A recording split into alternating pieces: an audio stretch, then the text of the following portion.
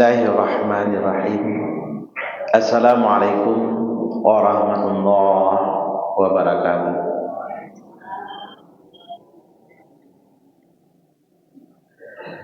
Alhamdulillahi rabbil alamin. Asyhadu an la ilaha illallah wahdahu la syarika lah. Wa asyhadu anna Muhammadan abduhu wa rasuluh.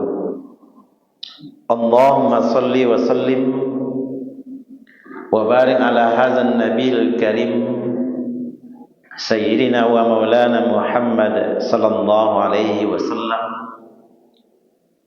wa ala alihi wa ashabihi ajma'in, amma ba'd. Qala Allah ta'ala fil Qur'anil Karim, a'udzu billahi minasy syaithanir rajim, bismillahirrahmanirrahim. Innal ladzina amanu walladzina hajaru wajahadu fi sabilillah ulaika yarjuna rahmatallah wallahu ghafurur rahim. Yas'alunaka 'anil khamr wal maisir qul fihima ismun kabir wa manafi'u lin-nas wa ismuhuma akbaru min naf'ihima wa yas'alunaka madza yunfiqun qul 'afwa kadzalika yubayyinullahu lakumul ayat la'allakum tatafakkarun. Shadaqallahul azim. Bapak-bapak dan ibu-ibu, kaum muslimin dan kaum muslimat, saudara-saudari jamaah salat subuh yang dirahmati Allah Subhanahu wa taala. Untuk langkah pertama, marilah kita terlebih dahulu mengungkapkan rasa syukur kita kepada Allah Subhanahu wa taala atas segala macam nikmat yang telah diberikan oleh Allah Subhanahu wa taala. Yang bisa kita ungkapkan adalah nikmat keimanan, yang dengan keimanan tersebut kita masih mampu melangkahkan kaki, mengayunkan tangan menuju rumah Allah Subhanahu wa taala. Yang kedua, nikmat kesehatan, yang dengan kesehatan itu kita juga diberikan kesempatan oleh Allah untuk menjalankan perintahnya. Yang dengan nikmat iman dan nikmat kesehatan itu memungkinkan kita untuk selalu mendekatkan diri kepada Allah. Namun terjemahan kesehatan itu pun ada multi tafsir. Ada orang berumur muda tidak sanggup ke masjid. Ada orang berumur 70 tahun sanggup ke masjid. Sebenarnya siapa yang lebih muda di antara keduanya itu? Hanya masalah kesehatan itu ada kesehatan fisik dan ada kesehatan batin. Ada orang yang sehat fisik dan batinnya, ada orang yang sehat fisiknya tidak batinnya, ada yang sehat batinnya dan tidak fisiknya. Namun kemampuan untuk datang ke rumah Allah sangat dihubungkan dengan kekuatan iman di dalam diri orang tersebut. Salawat dan salam sama-sama kita kirimkan buat Rasulullah Sayyidina wa Maulana Muhammad sallallahu alaihi wasallam. Seorang Rasul, utusan Allah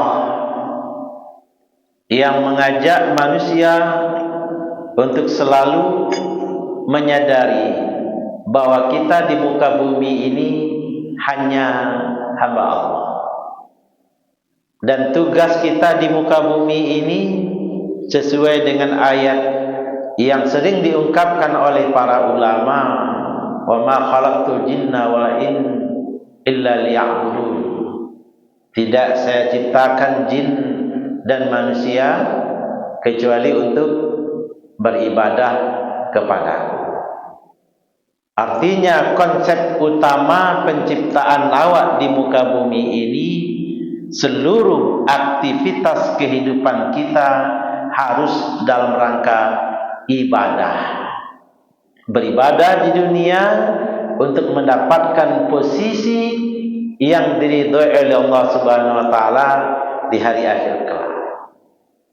Bapak Ibu kaum muslimin dan kaum muslimat yang dirahmati Allah, dalam surah Al-Baqarah ayat 218 Allah berfirman, innal ladzina amanu, sesungguhnya orang-orang yang beriman dan orang-orang yang hijrah dan yang berjuang di jalan Allah, mereka itulah yang dikatakan mengharapkan rahmat Allah. Allah Maha Pengampun lagi Maha Penyayang. Lanjutan ayat berbunyi, yas'alunaka 'anil khamri, mereka bertanya kepadamu tentang hukum khamar, wal maisir, tentang hukum judi. Katakanlah pada kedua-duanya, khamar dan judi, ada dosa besar. Walaupun manfaatnya ada, namun dosanya jauh lebih besar dari manfaatnya. Lalu mereka bertanya kepadamu tentang apa yang akan diinfakkan. Qulil afwa, katakanlah kelebihan harta. Demikianlah Allah menerangkan kepadamu ayat-ayat. Mudah-mudahan kamu berfikir. Kaum muslimin dan kaum muslimat yang dirahmati Allah, kita kini pagi itu tanggal 27 Muharram, masih di awal tahun baru Islam. Apakah semangat tahun baru Islam dengan keadaan sekarang telah menggambarkan semangat yang sama atau ada kemunduran-kemunduran yang justru tidak menggambarkan semangat tahun baru Islam itu sendiri? Maka Allah mengatakan, innal ladzina amanu, sesungguhnya orang-orang yang beriman. Ada juga kata-katanya orang-orang yang beriman. Perbedaan antara orang beriman sesungguhnya dengan orang yang beriman sangat nampak. Kalau cuman sekedar beriman, iman itu mengalami kondisi yazid wa yanqus. Iman akan mengalami gelombang tinggi atau gelombang pasang ketika yang bersangkutan dekat dengan ayat-ayat Allah, dengan Al-Quran, dengan masjid, dengan pengajian-pengajian dan hal-hal yang lain yang diperintahkan oleh Allah Subhanahu wa ta'ala. Lalu ada orang yang sekedar hanya beriman.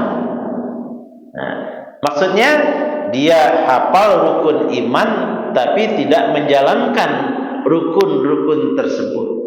Itu namanya walladzina amanu, orang-orang yang beriman. Tapi ayat ini innal ladzina amanu, sesungguhnya orang-orang yang beriman, atau kita balik kata-katanya orang beriman yang sesungguhnya. Karena orang beriman sesungguhnya beserta orang-orang yang hijrah. Hijrah artinya secara bahasanya pindah, tapi bahasa yang lain mengalami perubahan-perubahan dalam struktur kehidupan kemasyarakatan, dalam struktur kehidupan bermasyarakat, dalam struktur cara beribadah, dan perekonomian, politik dan keamanan, menuntut kita melakukan gerakan bagaimana melakukan perubahan yang jauh lebih baik. Bahwa perubahan tidak bisa dihentikan, tapi kadangkala ada manusia yang hidup hanya jalankan saja seperti apa adanya, tidak usah melakukan aktivitas-aktivitas yang lain. Bahwa Islam adalah agama sosial, maka kita tidak hanya memikirkan diri masing-masing, juga memikirkan orang yang ada di sekitar kita. Ketika muncul istilah Dewan Kesejahteraan Masjid di suatu tempat, kenapa mereka mampu menghadirkan jamaah? Karena ada konsepnya di situ, ekonomi masyarakat terbantu. Ini contoh saja, ya.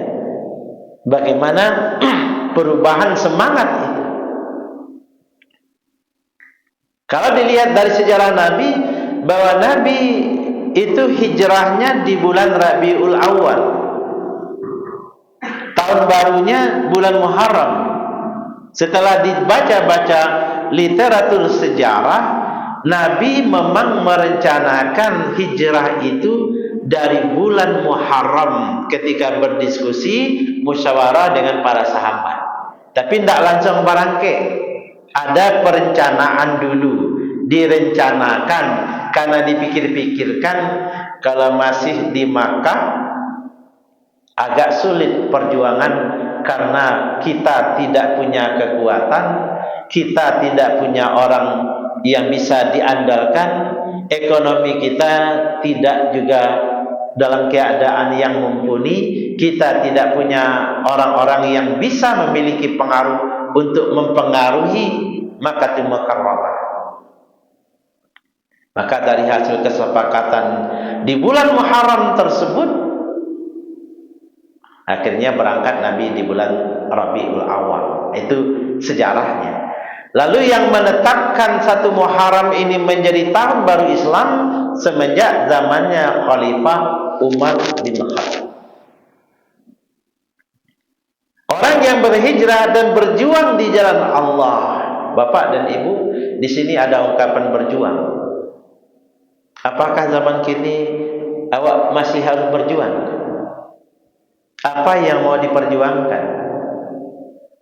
Ternyata dalam surah Al-Baqarah ayat 219, yas'alunaka 'anil khamr. 15 abad yang lalu mempertanyakan tentang khamar, tentang sesuatu yang memabukkan. Kini masih ada barangnya? Bu? Lebih banyak. Jadi kalau awak anyang-anyang saja, diam-diam saja, tidak ada gerakan anti khamar, tidak ada gerakan menyelamatkan generasi muda dari khamar. Pertanyaan ini 15 abad yang lalu sampai detik ini khamar berkembang dalam segala macam bentuk. Ada yang memang masih tua minuman, ada yang telah bernama khusus, namanya minuman keras, ada yang bernama narkoba. Kalau dulu orang mabuk hanya karena minum, kini sambil merokok tidak sadar menghisap ganja. Bahkan apakah main HP sekarang sudah bisa masuk ke dalam dunia tidak sadar? Ketika azan berkumandang, mereka sibuk juga dengan HP. Apakah sesuatu yang menyebabkan manusia lalai dari peringatan Allah masuk enggak kepada khamar? Karena khamar itu artinya adalah seseorang yang tidak sadar dengan dirinya ketika melakukan itu. Tidak hanya sekedar tidak sadarkan diri, tidak tahu apa-apa, tapi juga kecanduan sesuatu yang menyebabkan mereka lupa dengan kewajibannya. Ini perlu diperjuangkan. Tanang-tanang salah Ustaz, kau takdir elok rancak, kau takdir buruk biasalah. Tidak bisa. Itu pertanyaan pertama tentang khamar. Yang kedua, maisir, perjudian. Kalau dulu judi orang dilapau-lapau, ditapik-tapik tak suruh, kini seperti Bapak Ibu dengarkan, judi online. Pelakunya siapa? Dari anak SD sampai wakil rakyat Republik Indonesia. Apakah mungkin orang berjudi memikirkan masyarakat? Apakah kita berhenti masalah judi ialah selesai Ustaz, hukumnya haram, Allah tu. Selesai haram, Allah tu. Ternyata butuh perjuangan ibu bapak. Orang berjudi kini tidak perlu ke lampau, tidak perlu ke tempat-tempat yang disediakan untuk berjudi. Di kamarnya nyoba judi. Jago malam, kebanyakan orang Islam jago malam untuk tahajud. Pelaku judi jago malam untuk memasang nomor. Apakah ini masih membutuhkan perjuangan atau tidak? Namun yang jelas, bagi anak cucu Kemenakan yang memiliki gadget Android yang suka bermain game, kemungkinan besar mereka sedikit-sedikit akan ditarik oleh pemain itu. Game. Awalnya cuma game. Menang dapat hadiah, ditanyakan rekening. 1-2 kali menang, 1000 kali kalah. Namun kemenangan sekali membuat penasaran. Rasul-rasulnya kemanang. Bagaimana perjuangan umat ini untuk menyelamatkan itu? Kalau tidak ada gerakan perubahan untuk menyelamatkan generasi kita,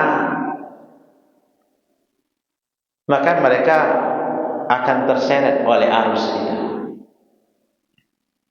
Di masjid mereka hanya, ya kalau ada DDS, itu ya mereka saja yang DDS. Pada tingkatnya anak SMP, SMA dan kuliah, lebih banyak nampak di masjid. Dan inilah yang makanan empuk korban perjudian itu. Coba acaranya Ustaz, kece ulama lamu balik ke surau. Baca balik ke surau, bapak dan ibu, ayo bayi ini.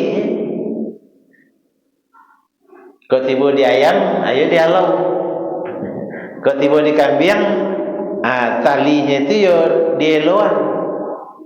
Bisa tak kini mengecehan kama saji nah kasurau nah. Mereka sudah memaci yang namanya khamar gadget, candu dengan medsos. Akhirnya mereka enggan ke masjid. Namun ada masjid di satu tempat, masjid menyediakan internet gratis untuk remaja-remaji yang Allah distel. Mereka hanya bisa membuka situs-situs tertentu. Kalau sudah ada situs yang salah, dia langsung terblokir. Itu cara sebagian masjid untuk menarik agar generasi muda ke masjid. Oh, jadi boleh main HP di masjid itu, Ustaz? Bukan main HP, tapi menyediakan sarana gratis, karena orang Indonesia ini kan suka jalan gratis. Iya Pak, Bu? Orang rata-rata lah manusia suka dengan yang gratis. Ada upaya melakukan perubahan bagaimana menarik anak-anak generasi muda. Sementara yang generasi yang tua-tua seperti kita tetap mempertahankan bagaimana sesuatu yang baik dilanjutkan. Jadi ancaman Bapak dan Ibu, judi khamar dengan judi masih menjadi ancaman yang menakutkan.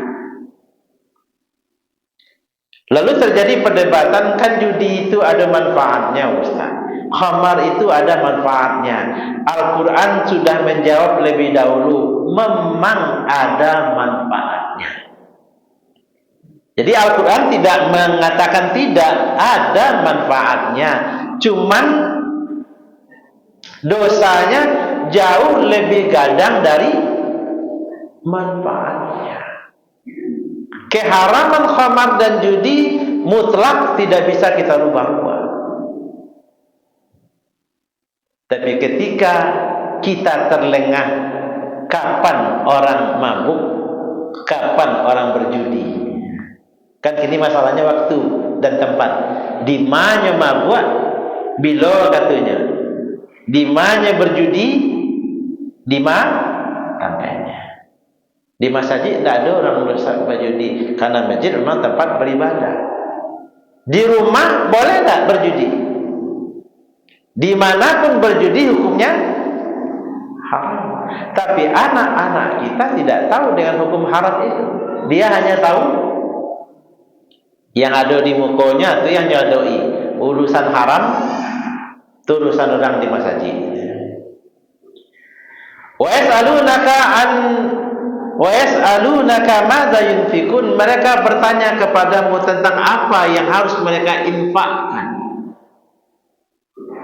Ini menjelang 17 Agustus kan ada lebih ke minta dana. Pertanyaan Bapak dan Ibu, sumbangan untuk perayaan 17 Agustus hukumnya apa?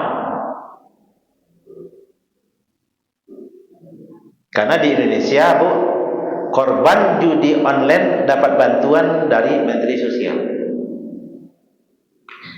Korban perjudian dapat bantuan. Fakir miskin.